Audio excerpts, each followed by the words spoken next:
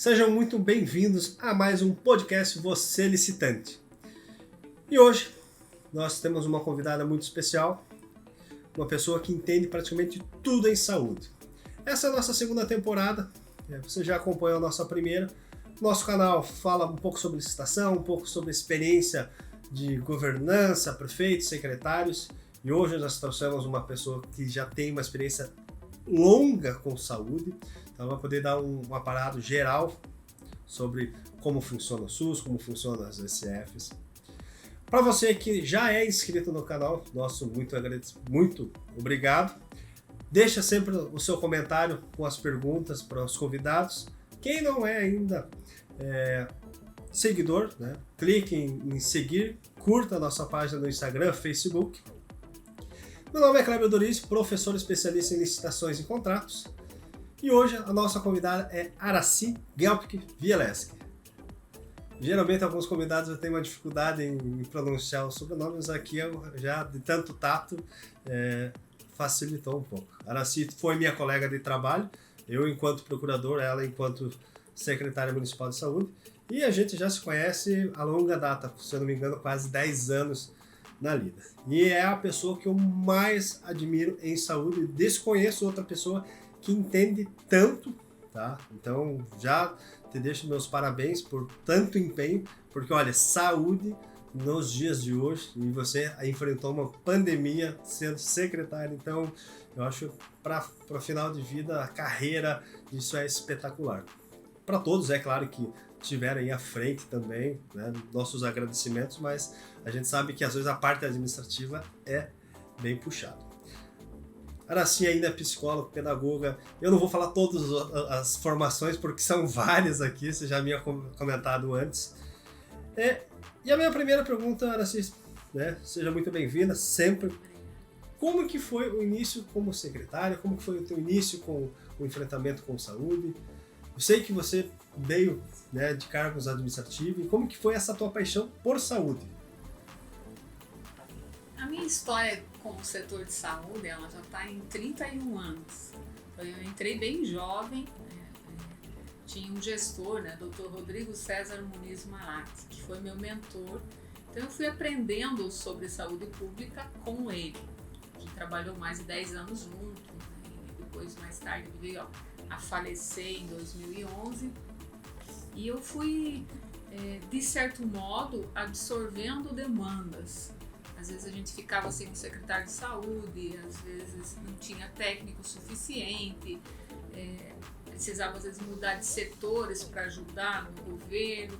Então eu fui trabalhando em várias frentes, o que acabou me dando uma expertise para conhecer o setor de saúde do modo mais amplo possível. Tanto o setor de saúde, quanto contabilidade, tesouraria, fazer um decreto, mexer no dinheiro, prestar conta. Você veja só, você mencionou, a Aracy ainda faz toda a parte contábil, também tem especialização nisso, entende muito decreto, então, olha, é uma experiência que realmente é sensacional. Em municípios, talvez em municípios grandes, a realidade seja diferente, mas no município pequeno, o técnico ele acaba fazendo mais funções, ajudando os colegas, Às vezes um colega sai em férias e a gente precisa ajudar ele. E a gente vai aprendendo. Então, muitas das coisas que eu estudei ou que eu ainda estudo, eu aprendi primeiro na prática. A gente fazia, realmente. Mas você acha que cidade grande muda tanto assim? Será que eles têm corpo suficiente? Porque a gente olha assim, acha que até pode ser. Mas será que na prática isso acontece? Às vezes eu até me pergunto, pegando um exemplo até de planejamento. Às vezes eu tinha que fazer um instrumento de planejamento, um plano municipal de saúde, por exemplo, fazer o plano, conseguir o recurso para executar o plano. Quando a gente tinha uma obra dentro do plano, executar a obra, articular com engenharia, tirar foto da obra, mandar fazer a placa, acabava fazendo muitas coisas. E às vezes eu me perguntava se em uma cidade maior não teria equipe para fazer aquelas coisas que eu tinha que fazer ela por inteiro. Às vezes, eu também já me questionei até em cursos que eu fui, onde a palestrante falava muito bem da parte teórica de determinados setores da saúde. E quando ela entrava na prática, a gente percebia que ela não tinha a prática. e que aí o profissional, o professor fica patinando de certo modo, porque ele tenta te explicar como funciona um sistema e você questiona, ele não sabe o que fazer quando dá problema.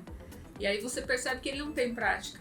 E nós, né, que a gente trabalha em vários setores, você acaba tendo uma expertise em fazer qualquer uma das ações do setor. Então, quando dá problema, é o MacGyver da vida que você consegue resolver, mesmo de outros setores. Já no município grande, eu não sei. Me parece que devem haver equipes. Eu não sei, eu acredito que é tudo a mesma coisa. No final, trocando assim, ou você é muito organizado, mas eu não vejo hoje no Brasil, pelo menos desconheço, um município que seja totalmente organizado em algumas coisas. Hoje, pensando em SUS, a gente sabe que o SUS ele é o Sistema Único de Saúde, e que a gente tem uma parceria com os entes da federação, Estado, União e municípios. Você sentiu na prática que realmente havia ali uma parceria? Por exemplo, preciso de ajuda do Estado, vou no Estado, preciso de ajuda da União, preciso da União, porque o Sistema Único não pode ser desvinculado, ele tem que ter essa, vamos dizer, parceria entre esses entes da federação, não é mesmo? Sim, ele tem, a gente percebe na prática isso até muito claro, né? Por exemplo, os programas que a gente foi implantando ao longo da minha vida aí no setor de saúde, estratégia de saúde da família, a própria articulação de vigilância sanitária, assistência farmacêutica, enfim, cada programa que você vai implantando, a gente precisa construir primeiro esse programa de certo modo no planejamento e articular com o Ministério da Saúde, que vai ser a nível federal. A nível de estado, a gente costuma receber insumos, né?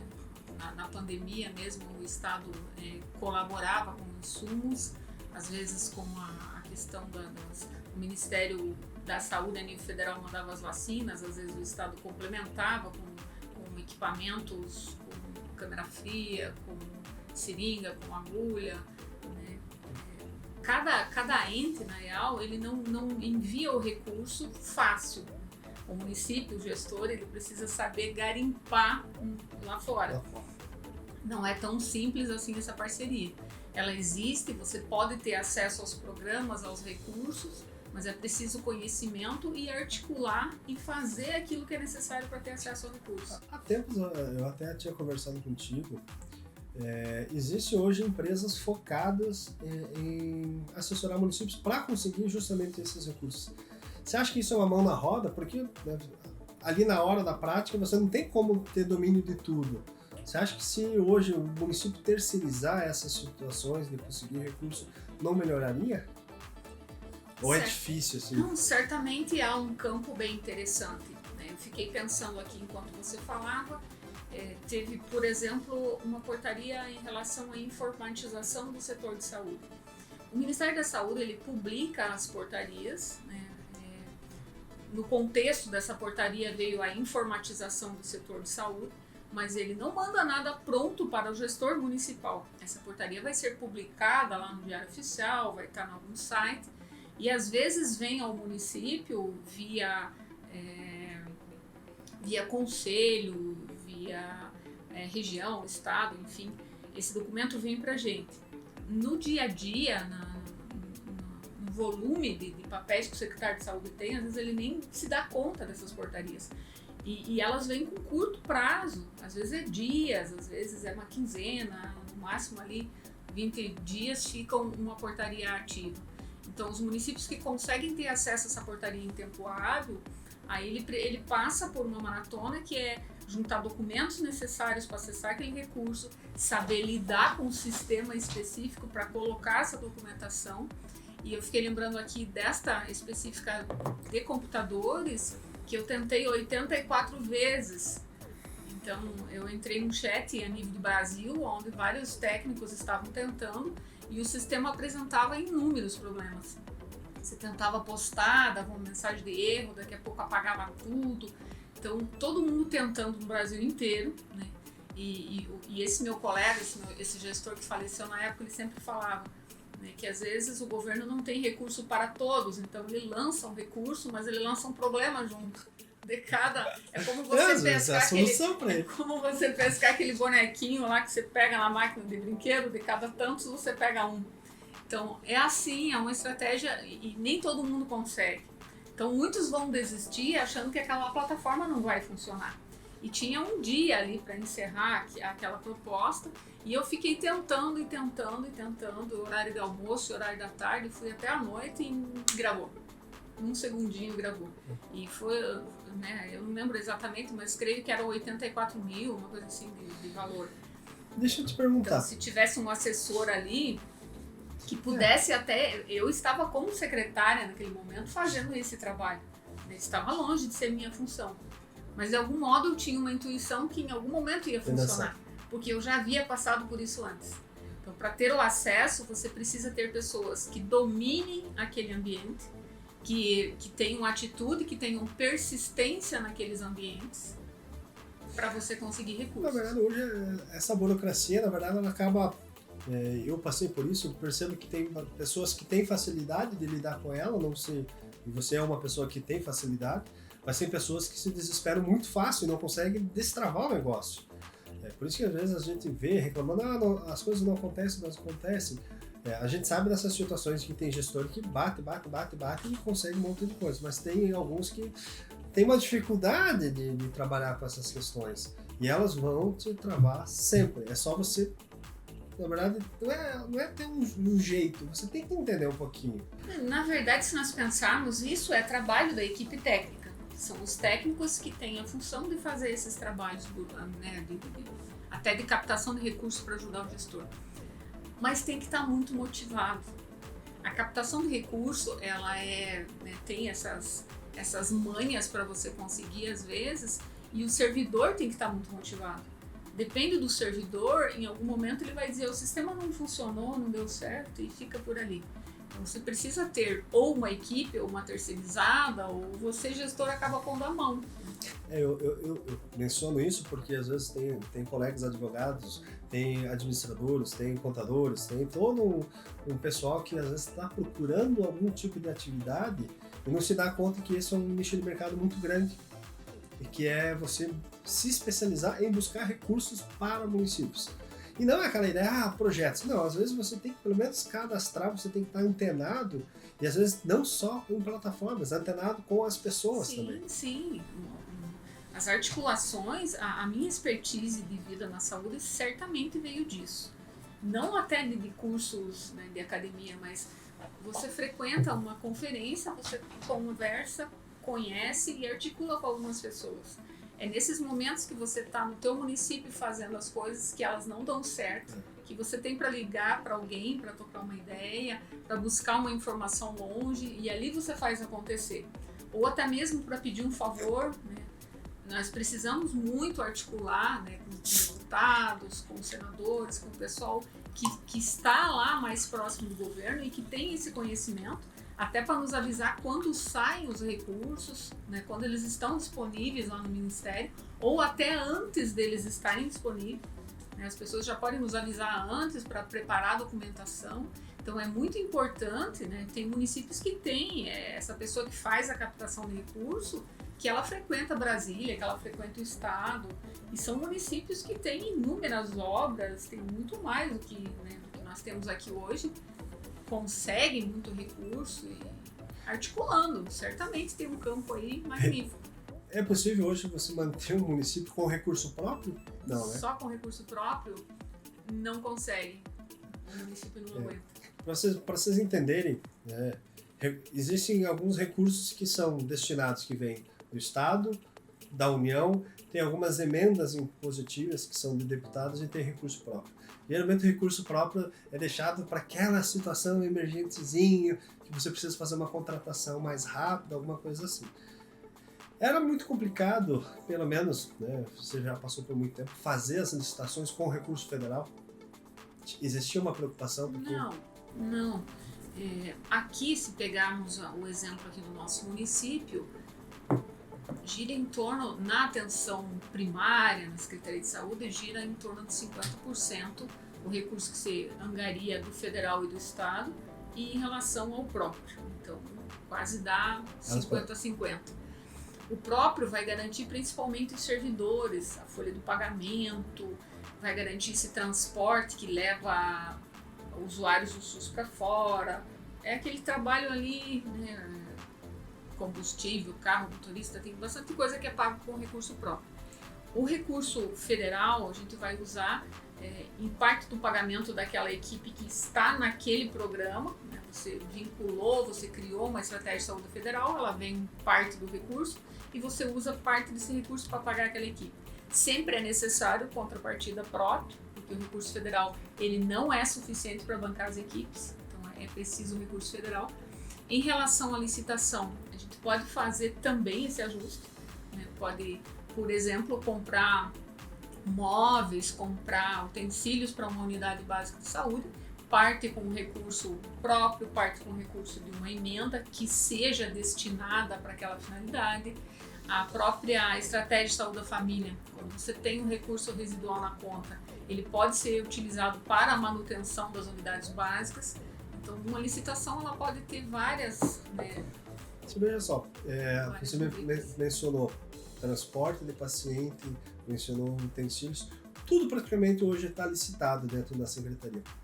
E é uma tendência agora, pelo menos é o que eu tenho percebido, também licitar, pelo menos em hospitais, equipes médicas. Isso tem acontecido, se tem visto em outros municípios também essa evolução. A gente sabe que não pode terceirizar tudo, porque você tem... no estado, em geral, quando eu falo estado, né, englobando tudo, você tem que dar pelo menos a atividade fim. Você não pode, por exemplo, deixar de fazer um concurso público. Mas há um movimento agora, pelo menos para facilitar, pelo menos vinda de médicos, pelo menos em hospitais, esses plantões, né? Você, licitante, continue acompanhando este podcast. Aqui você verá as melhores oportunidades de se ter um negócio lucrativo vendendo para o governo. Essa questão, a gente já percebe uma mudança bem significativa aí nos 10 anos para cá, principalmente nos últimos 2 anos aí. Então, antes, exemplo aqui no nosso município, os médicos que trabalhavam na instituição hospitalar que é própria aqui do município eram médicos concursados, eram médicos que participavam de algum processo seletivo com o município. E foi chegando um momento que outros municípios, né, começaram com as questões de terceirização e aqui não conseguia-se mais plantão para vir trabalhar aqui. Porque a questão da terceirização, de certo modo, facilita para os profissionais que trabalham nas empresas terceirizadas. Uma locomoção, né? Liberdade, ele tem uma flexibilidade, ele está trabalhando em Itaiópolis, aí Mafra paga melhor, ele já vai para lá, depois ele vai para outra cidade. Então, flexibiliza, creio que é fácil para os profissionais entrarem nessas empresas, acabam ganhando mais e saem com facilidade também. E isso foi aumentando. Então, no início, as primeiras licitações participavam umas 3 empresas. Nas últimas, aí já passaram de 6 a 8 empresas na região. É um cuidado, né? Fazer uma licitação de empresas precisa ter um cuidado muito grande, porque está no mercado, né? A questão dos cartéis, né? Tem muita empresa que monta 3, 4, 5 empresas e aí ela concorre. Com ela mesma? Concorre com ela mesma e aí quando vê você está no meio do rolo. Você veja só, você falou um negócio muito interessante, porque eu participei de uma licitação em Brasília, uma dispensa, na verdade, e a gente acabou não se sagrando vencedor, mas algo que chamou muita atenção é que a licitação teve 5 lances muito baixos e 5 lances muito rápidos. E o que isso causa para quem vai participar da licitação? Te desmotiva a dar um lance para aproximar. E aí você tem a desistência do primeiro, segundo, terceiro, quarto, aí para chegar talvez naquele que é verdadeiro. Eu lembro que comentava com o cliente, falei, o problema disso é que tem muita gente que não se importa com o nome, não se importa em fazer coisa errada, e vai fazer. Isso é algo que ainda não sei como vai ser contornado.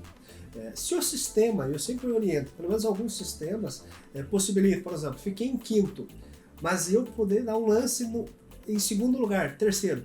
Pronto, se eu conseguir fazer isso, aí eu eliminei o problema.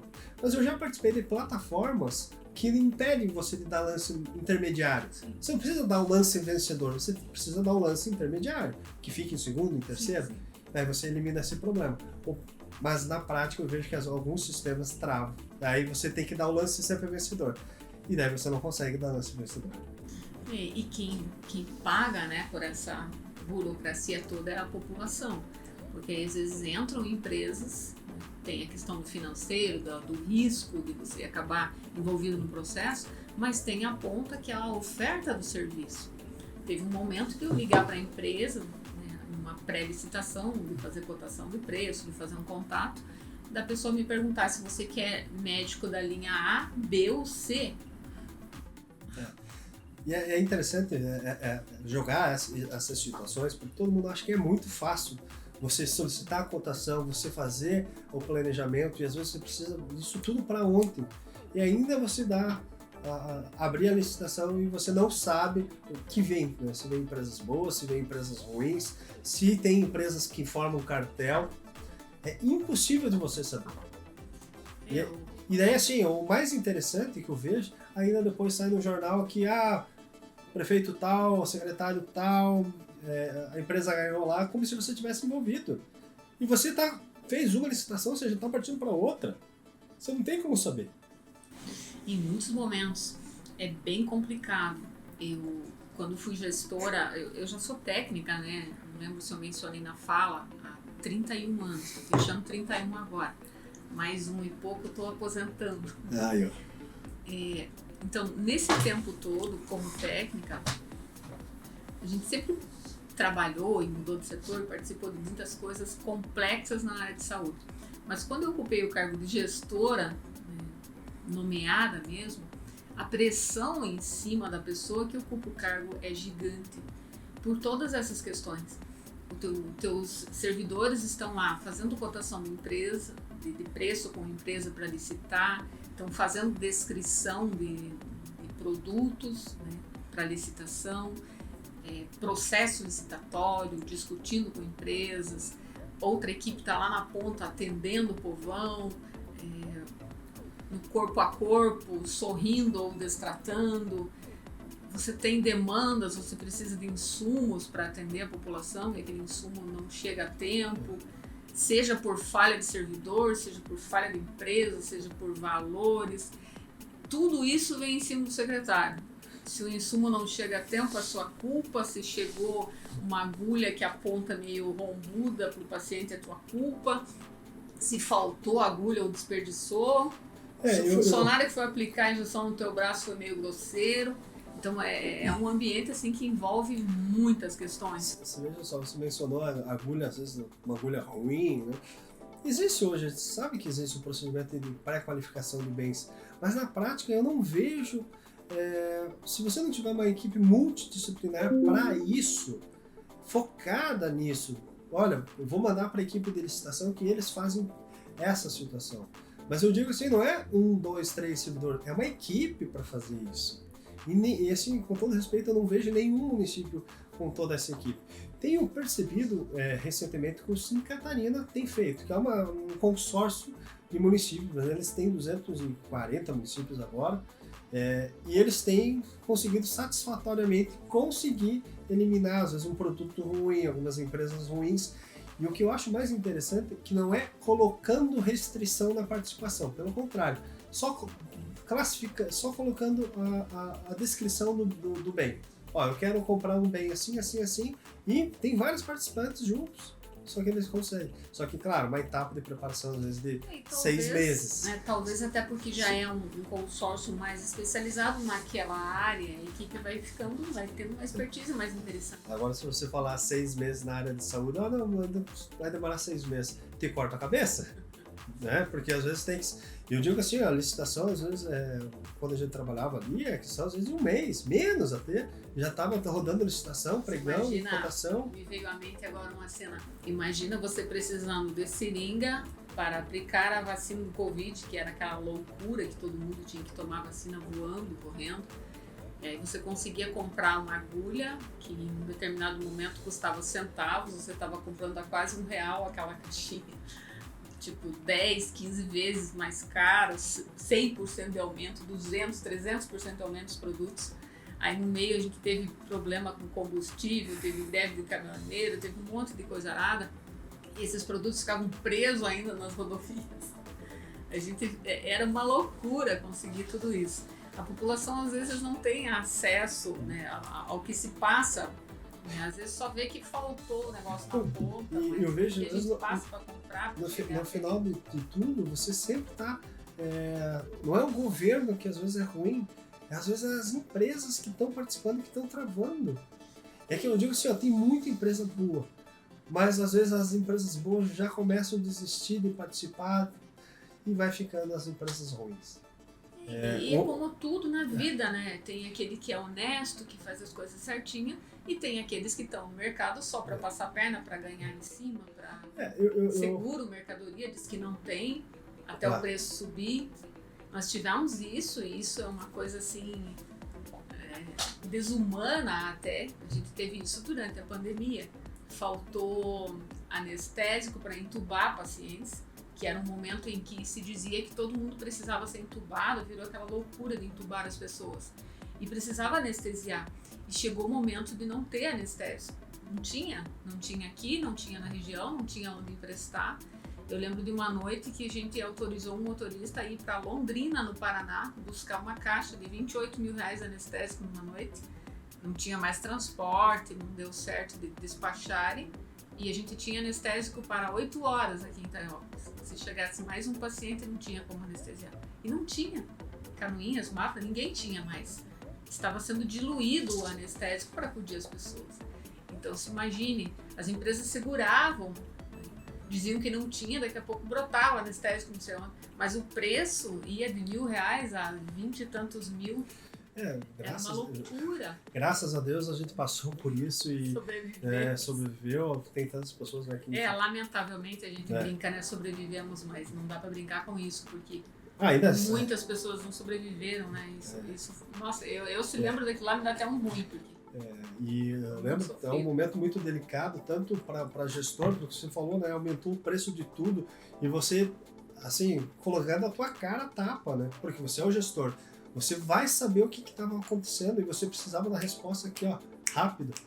Tanto é que nós chamamos o governador de Santa Catarina que por uma situação que, me perdoe, não tem nada, vamos dizer, de má fé do próprio governador, uma situação que antecipou o recurso porque precisava de respirador, também entrou na onda. Então...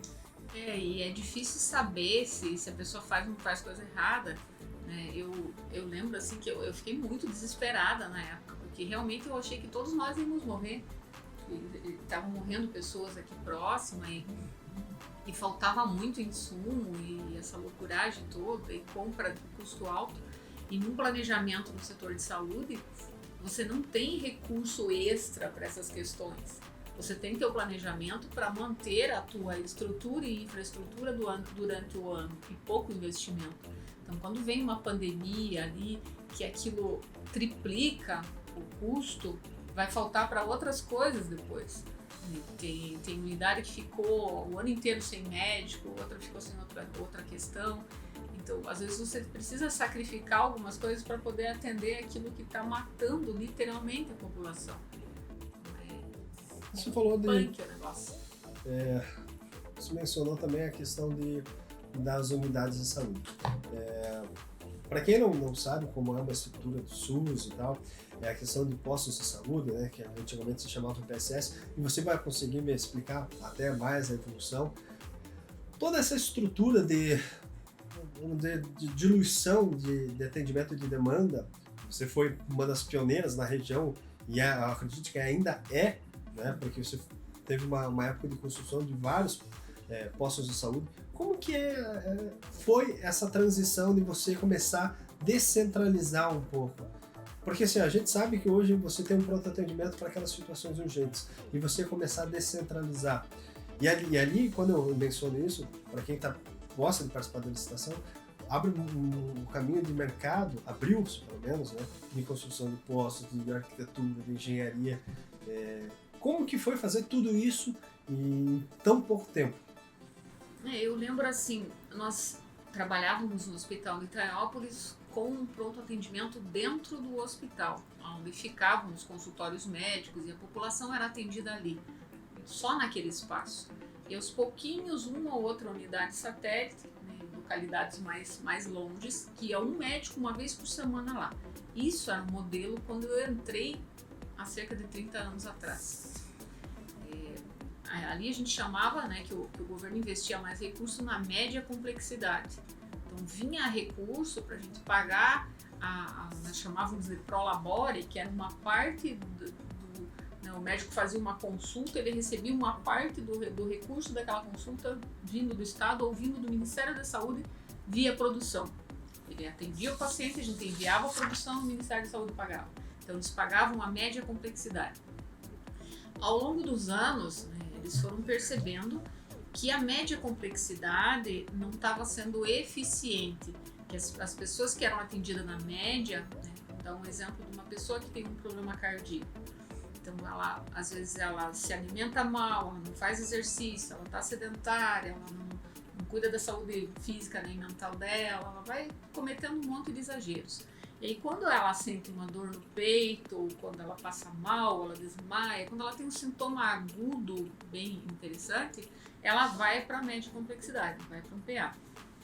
E nesse PA, vão dar um remédio para baixar a pressão dele naquele momento, vão dar uma medicação ali para baixar ou para eliminar os sintomas que a pessoa está tendo, as dores, o mal-estar. Já tomei alguns desses comprimidinhos aí para baixar a pressão. E aí a pessoa volta para casa e dias depois ela continua comendo errado, não fazendo exercício, não cuidando da saúde. Continua fazendo isso. E aí as discussões a nível nacional, né, mundial até, elas foram nesse sentido, que o tratamento, né, de saúde só a nível de média indo para alta, quando a pessoa ficava ruim, não estava dando impacto na saúde das pessoas e que precisava mudar para atenção básica. Porque na básica, você não tem aquele atendimento agudo, você vai ter aquela pessoa no teu ouvido toda hora. Então você vai numa consulta na unidade básica, espera-se que lá na unidade básica o enfermeiro, o médico, a nutricionista, o psicólogo, a equipe multidisciplinar que circula pela básica, espera-se que esses profissionais encham a sua cabeça para você cuidar do peso, para você, né, agiliza, faz um exercício, não seja tão sedentário, cuida com sal. Então as pessoas vão falar. E isso tudo vai contribuir para que melhore a saúde dessa pessoa e ela não precise ficar tendo esses atendimentos na média complexidade. Então essa política foi mudando para a política de atenção básica. Com isso, o governo parou de financiar a média, parou de pagar as consultas, de pagar os exames, de pagar aquelas coisas que ele pagava na média. E ele criou a estratégia de saúde da família, principalmente, né, o antigo PSF, depois a estratégia, como a porta de entrada no sistema de saúde. Então, para ter acesso ao SUS, ao Sistema Público de Saúde, a pessoa deve iniciar preferencialmente pelas unidades básicas, porque ali tem-se a expectativa, né, na legislação do SUS, que a pessoa vai receber cuidados, que ela vai receber orientações, que ela vai cuidar da saúde dela ali, então ela não vai adoecer tanto. E o custo na atenção básica é bem menor do que da média para alta. Se a pessoa vai só na média, né, em pouco tempo ela acaba, né, vai fazer um AVC, vai precisar de um procedimento cardíaco ou até uma cirurgia cardíaca, ela vai precisar de procedimentos na alta, que são caríssimos. Então a intenção de mudar para a básica é cuidar mais das pessoas, gastar menos. E com isso a média ficou desamparada. É por essa razão que a gente vê filas e filas de cirurgia na média complexidade que não estão saindo. Porque o recurso na média baixou muito. Ele está sendo investido principalmente na básica. E aí na básica, o governo, né, criou um leque de investimento, né, por períodos, por anos, por assim, de cada um tempo, contemplando tudo o que era necessário para fazer uma atenção básica decente. Vamos pensar na estrutura. Então, se antigamente a gente tinha, como aqui, unidades do tamanho desse estúdio que nós estamos aqui, né? Um estúdio muito grande, pessoal. Um estúdio perfeito para um atendimento de um profissional, de uma família. Mas se pensarmos em dentista, em enfermeiro, em preventivo, em curativo, já ficaria pequeno. Então, foi pensado nisso. As unidades básicas, elas precisariam de estrutura para ofertar todos os cuidados básicos. curativo, nebulização, observação, vacinação, dentista, tudo separadinho. E aí ele foi proporcionando que a gente fosse se cadastrando, fosse contando ao federal qual era o tamanho das nossas unidades, como é que elas estavam, a nível de estrutura e equipamento. E aí, anos depois, ele foi liberando financiamento via mais unidades. Via portarias. Cada município que quisesse aumentar as suas unidades poderia fazer, né, se adaptar, mandar documentação naquelas portarias. E foi assim que eu fui, né, junto com a equipe, se credenciando, né, e a gente foi aumentando o tamanho das nossas aqui. Mas quando foi feito esses prédios, assim, vamos dizer assim, tinha alguma orientação para se fazer construções padrões ou construtoras que se adequassem? Não, era mais livre. Na portaria, e cada etapa vinha uma portaria diferente, então a portaria liberava recursos, que eu lembro assim, para construção, reforma ou ampliação, e aí conforme a metragem, que eu havia informado uns 3 anos antes, conforme a metragem das unidades, adaptava lá, permitia, adaptava não é a palavra, o sistema permitia que a gente acessasse recurso ou para ampliação, ou para reforma, ou para construção. Então, conforme o que tinha sido, né, preenchido antes. E aí, à medida que esse recurso vinha, cada portaria, ela mencionava as regras próprias dela. Então, uma unidade lá de R$400 mil, R$500 mil, ela tinha que ter 18 salas, uma para curativo, uma para organização, uma para não sei o quê. Que são os modelos que nós temos 3 aqui na cidade, essas bem grandes. Aquela ali era de uma portaria. Uma outra portaria de ampliação ia falar outra coisa, né? Cada portaria tinha a regra individual.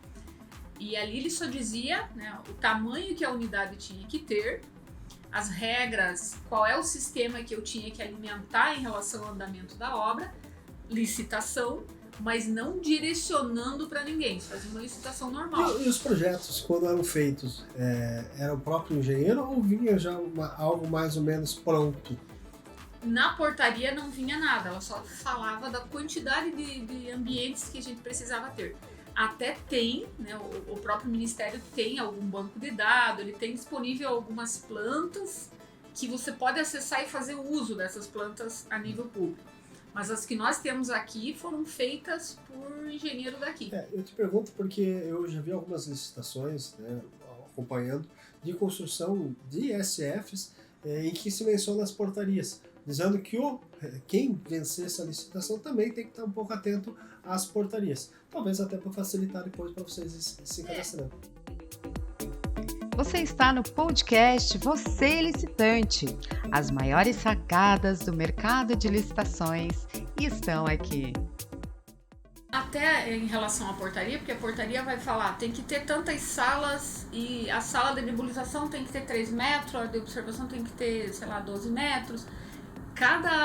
Realmente a portaria traz a metragem dos ambientes, não a planta. Mas ela sugere a metragem. Mas é interessante que a empresa que vai participar tem um pouco dessa noção até para recomendar. Com certeza. Quando eu falo com algum cliente, para você ser um pouquinho melhmelhor do que ganhar uma licitação, ser o melhor possível, porque aí fica muito mais fácil daqui um pouco eu chegar, vou fazer um pedido de aditivo. Por quê? Porque está faltando isso aqui. E daí você tem as justificativas. Às vezes eles acham que o pedido de aditivo, não, é só porque aumentou o preço. Não, às vezes você dá uma situação nova que é importantíssima e daqui a pouco você aumentou um pouquinho mais. Sim, se a empresa tiver uma expertise boa, até na hora da gente estar prestando conta, né? Se a empresa segue a portaria junto com o município vai licitar, ele vai colocar planta e tudo mais, ele precisa respeitar a ambientação da portaria, no mínimo a ambientação da portaria, pode até fazer maior, mas tem que respeitar ali. Se a empresa também estiver articulada, por exemplo, se um determinado engenheiro numa cidade comeu mosca, se ele se distraiu e se ele fez uma sala menor do que o tamanho, né, o engenheiro da empresa pode bater o olho na portaria e vai dizer, não, mas a tua sala tal tem que ter tantos metros na portaria. De repente pode fazer justamente um ajuste nessa planta, um aditivo, ou seja lá o que for necessário, para corrigir o problema, porque na hora de prestar conta, o Ministério da Saúde vai querer aquela sala no mínimo com aquela metragem. E se ninguém perceber, né? Isso bem que interessante, você mencionou essa situação de metragem de sala. Eu conversava com a vereadora Kelly, que ela é professora e tal, e a gente sabe e ela trouxe essa situação, que as escolas tendem a ter um padrão, pelo menos de acústica, de ambientação. Como é importante ouvir os profissionais de saúde para esses momentos. Por isso que o engenheiro, o arquiteto, realmente ele tem que ter um olhar um pouquinho mais específico. Porque assim, depois que você participa, você entrega um projeto, né? Para quem é engenheiro, para quem é arquiteto, vai entregar um projeto e você apresentar algo condizente e ainda dentro das normas que é daquela situação, e às vezes até a mais do que espera, você consegue trabalho em qualquer lugar.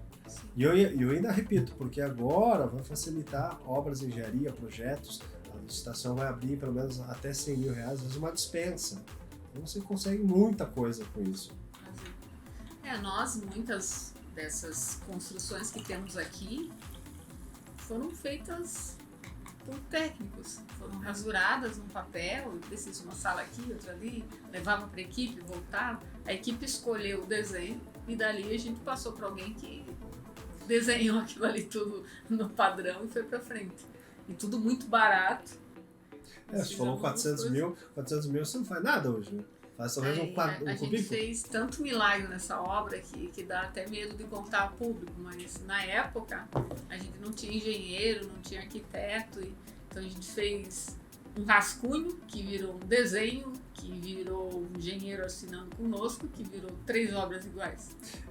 E a gente pode voltar um pouquinho para trás, nem é tanto tempo assim, deve ser uns 10 anos, algumas até um pouquinho mais. Até menos. E assim, para quem está nos ouvindo, acha que isso é absurdo? Não, acontece em vários municípios.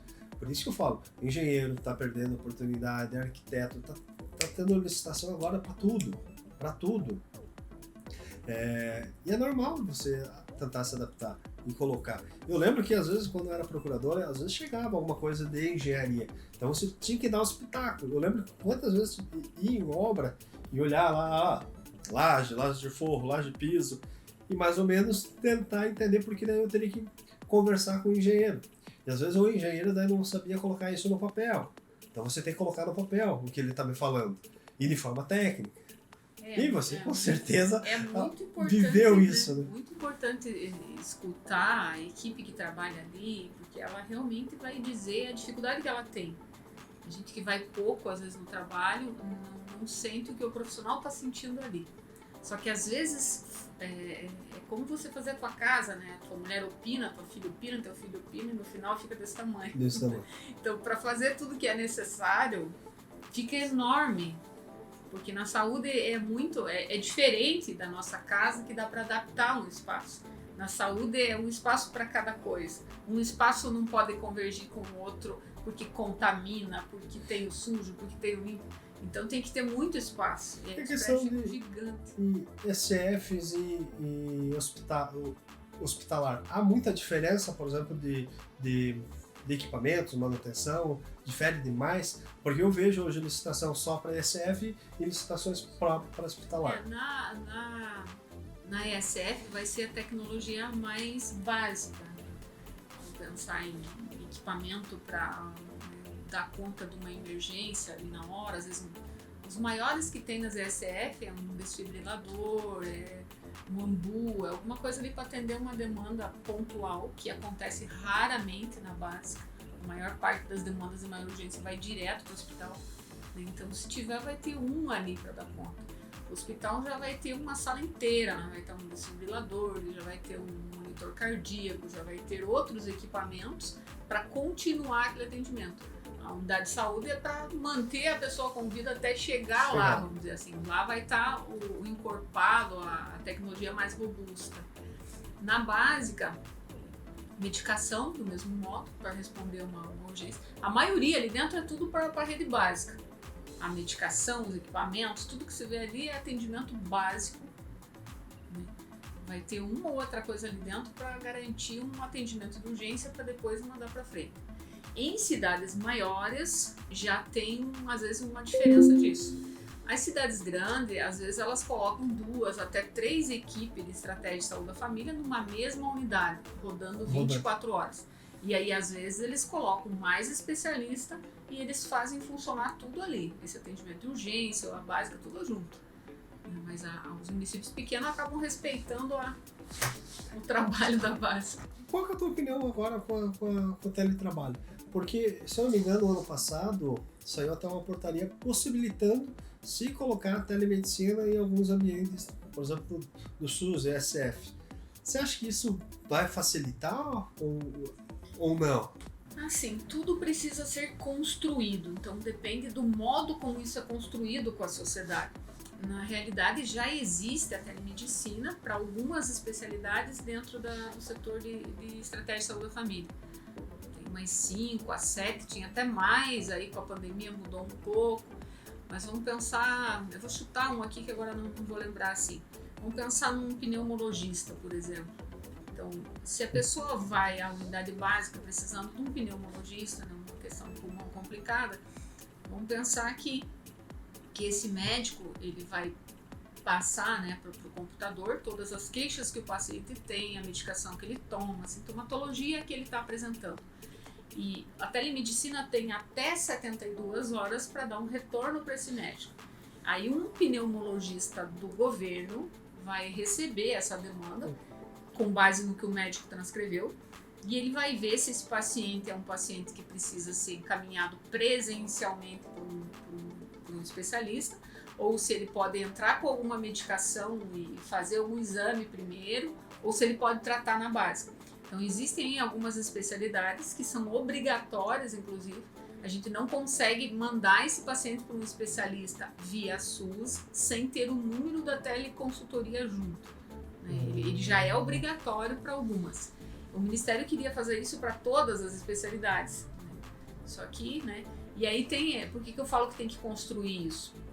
Porque se você fala isso para uma pessoa, do modo como eu estou falando aqui, fique tranquila, eu vou passar para o especialista, ele vai ver o seu caso. Amanhã, depois da manhã a senhora vem aqui, a gente vê se precisa ir para frente, ou se eu posso tratar na unidade. Eu vou trocar uma ideia lá com o colega da telemedicina.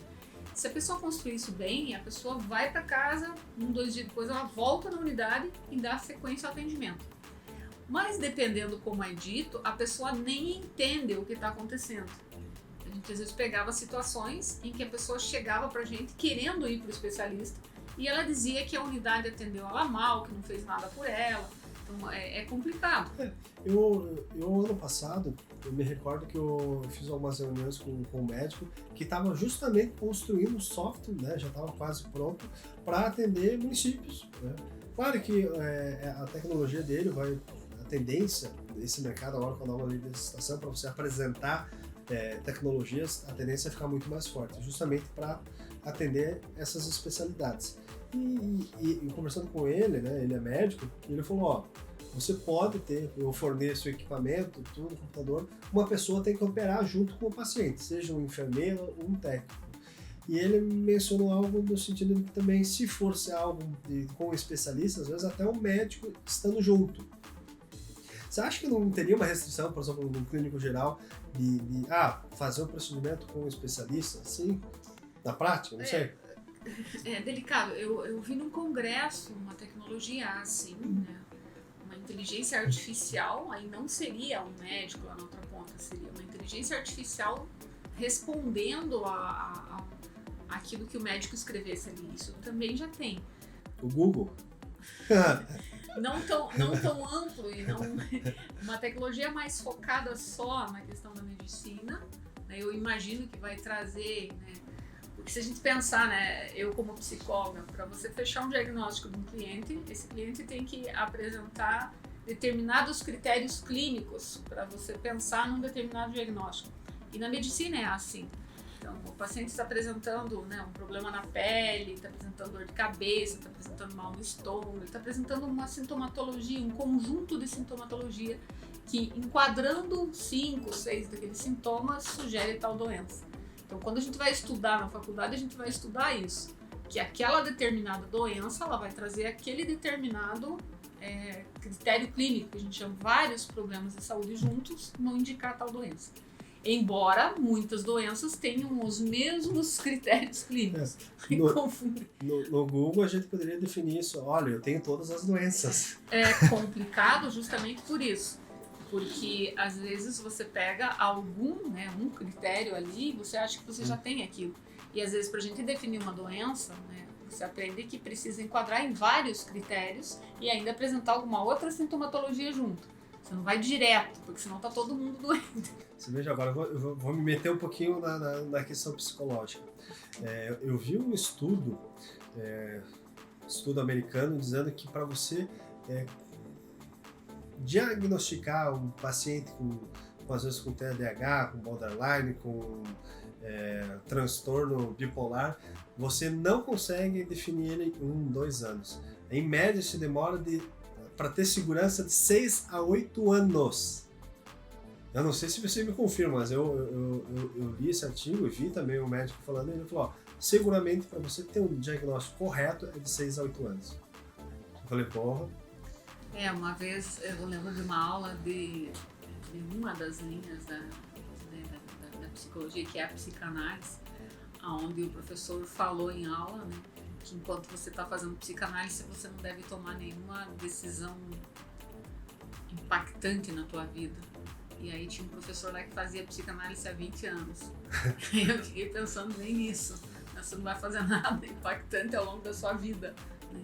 Então, é um pouco assim, né? Como é que você vai dizer que uma pessoa tem TDAH? Como é que você vai afirmar, né?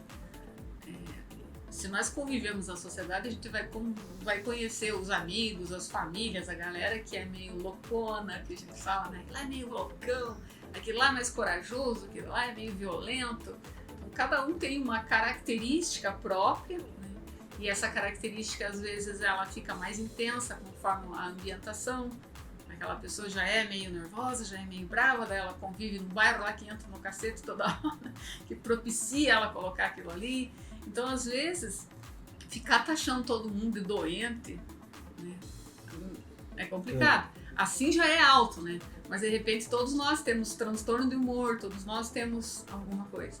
Então, a doença mesmo, aquela questão que realmente a pessoa, né, não aprende, porque às vezes, se pegarmos uma criança, né, não aprende num ano, às vezes não gosta do professor, às vezes está sofrendo bullying, às vezes os pais estão se separando. Então tem várias questões que vão influenciar no processo de aprendizado dela. Não necessariamente que ela tenha um transtorno. Sim. Às vezes os transtornados estão em volta dela.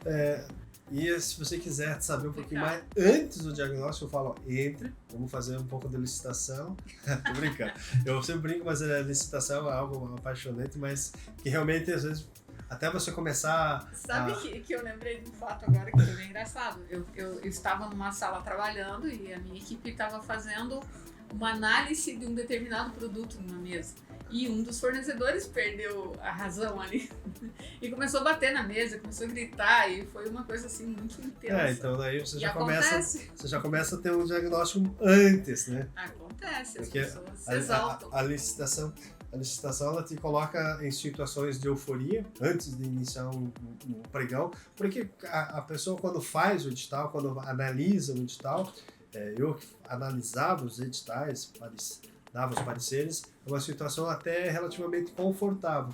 Depois, quando você está no outro lado participando para os clientes, aí você tem a questão de euforia, você vê alguns erros, você acaba analisando mais situações. Quando você vence, já é um outro estado de euforia, então alegria, tristeza, raiva, e os clientes também demonstram isso. Eu acho muito interessante porque o cliente participa da licitação, perde a licitação. Ah, mas o cara lá baixou um preço demais. Mas no ambiente privado, ele perde várias oportunidades todos os dias e às vezes o cliente nem voltou, simplesmente foi para outro lugar. Você não tem essa oportunidade de baixar o preço. No ambiente público você tem. Mas o fato de você estar concorrente de frente a frente, eu não sei se psicologicamente a competição causa esse sentimento. A competição em qualquer área, né?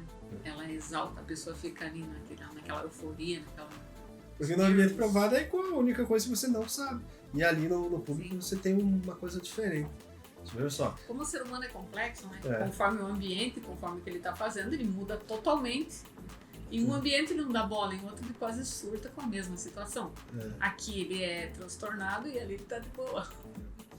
Pessoal, estamos chegando ao fim do nosso podcast, Você Licitante. Hoje, né, com uma pessoa que entende muito de saúde, vocês prestem bem atenção na conversa, tudo que foi passado, desde construção, desde fazer o edital, tudo isso perpassa por licitação. Seja alguém fazendo edital, às vezes você contratando uma empresa para fazer o edital, folha de pagamento, falou folha de pagamento, rapidamente, eu lembrei, folha de pagamento, banco compra folha de pagamento, então tudo no ambiente público é voltado para a licitação. E para nós que participamos, psicologicamente também. Aracy, agradeço imensamente por ter aceito o nosso convite, tá? Está convidado para as próximas, porque saúde tem muito assunto, a gente falou num viés para dar uma amplitude para vocês que querem participar, olhar. Tem muitas empresas que querem decidir o que vão fazer. Então você pode também, produto hospitalário, se você tiver expertise, alguém que conhece, é um nicho muito grande, porque tem pouca concorrência em algumas situações. Às vezes até os próprios instrumentos de gestão do setor de saúde. Exatamente. Às vezes uma empresa que trabalhe com o plano municipal de saúde, ensina a fazer uma programação anual de saúde, gerenciamento de sistemas, tem empresa aí no mercado trabalhando com gerenciamento de sistemas. Sempre tem um nicho ali carecendo de pessoas que entendam. Então, para poder estar ajudando. Para você que é advogado, você que é empresário, é um mercado extremamente rico. Tem que se dedicar um pouquinho, estudar, porque tem oportunidade para todos. Aracy, muito obrigado, tá? Até a próxima. Legal, obrigada também.